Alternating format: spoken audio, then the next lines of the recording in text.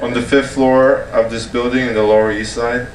This is our studio before we moved in, and this is our intern and our plant after we moved in. So at this point, we had that date on the wall of when we would quit MTV, and like hilariously enough, we went in and told our boss that we would quit, and he told Andre the day he could quit was the exact same date that we had picked 3 years earlier, which is kind of crazy. So we basically quit our jobs at MTV, had all this money in the bank, which we thought would last like a total long time, but it didn't end up lasting a long time. It ended up lasting like 3 months.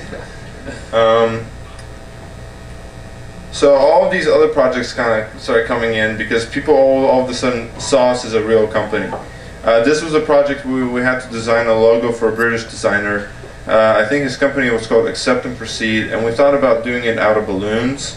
So this is a huge balloon sculpture.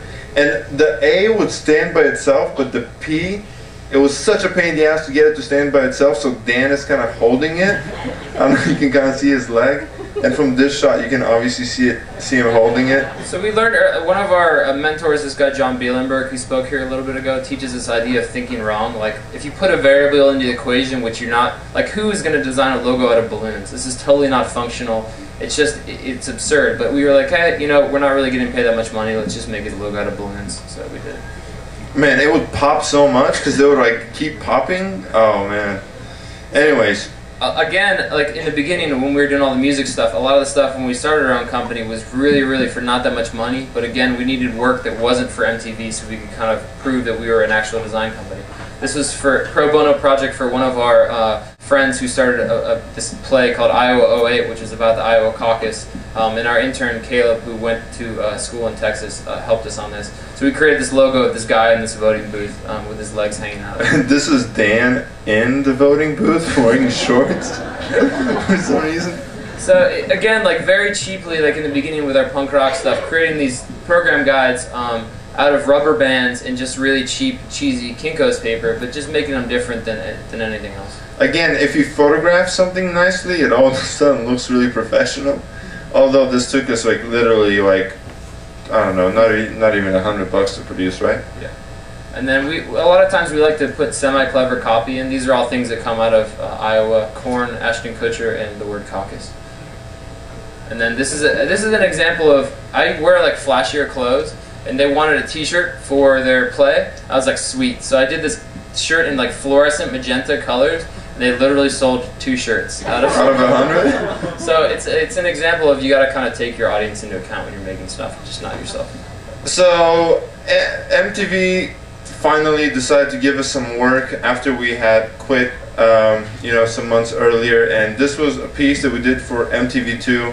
In this case, though, we had no animators, so we had to do it all by ourselves. So all of a sudden, instead of having people do our work for us, we kind of had to do it ourselves. So you could see where the quality suffers greatly. But you know, as long as you put a lens flare in, it's fine. So we made this like fake news open and shows all this like cheesy stock footage of this crazy dog and people shooting guns and stuff.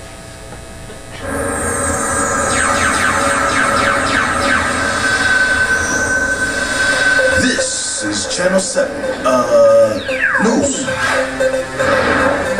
with Andy Kenman and Kip Kennedy.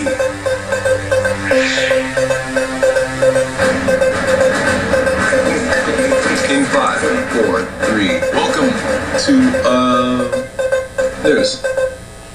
But again, they pay on time. It's fun. We get to do kind of funny stuff, etc., etc. So we're getting, again, more and more into motion. When originally we started out doing print, and then he kind of started doing some web. So I think early on when we started our business, we decided we didn't really want to do just one thing. We didn't want to be like the logo guys or the DVD guys. We wanted to do just a bunch of shit and be okay at some things, be great at another thing. Just having every day be like a little bit different. We wanted to get more and more into direction. So any opportunity that would come, we would try to do a really kick-ass job. Even if, again, we did this thing for the AIGA, we got paid $0.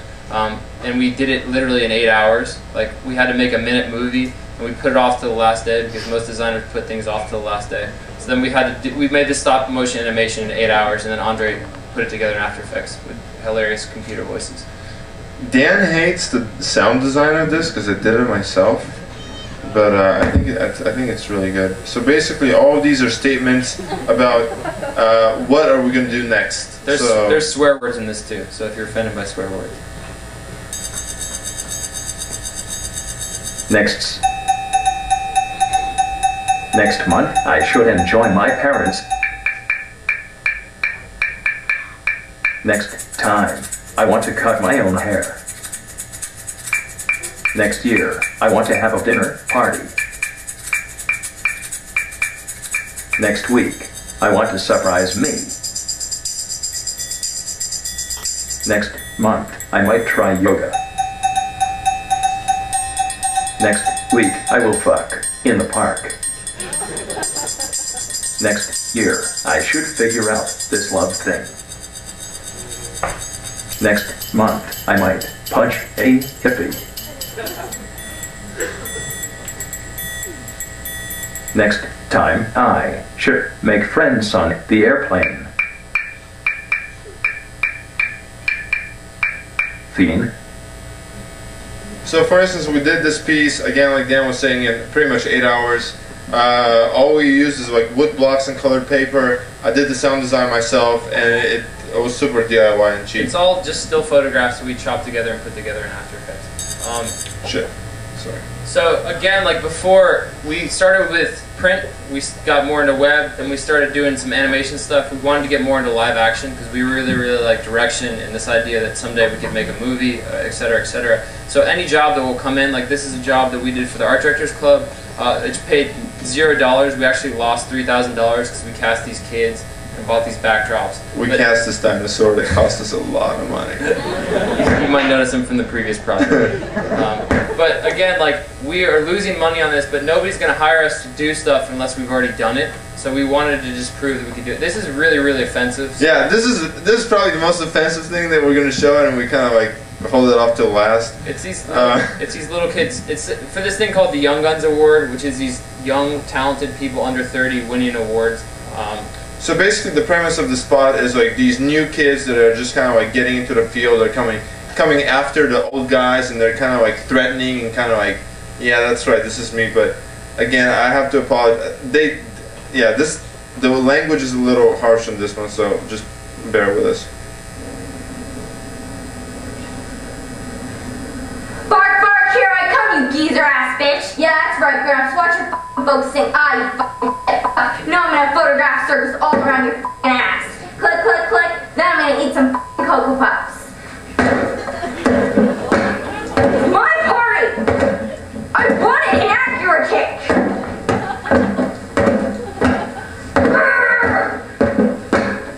My party!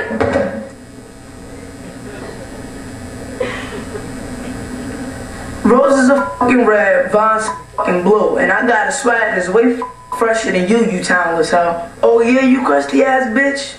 You know that rhymes like me and your fucking clients out to fucking dinner. You want to be my intern? It don't pay, but your resume could damn sure use it.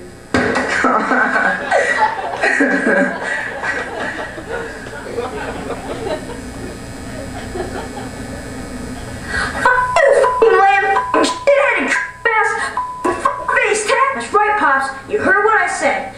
Ass, balls. Since you got nothing better to do, why don't you make me a paste up, iron my shirt, and get me a Starbucks?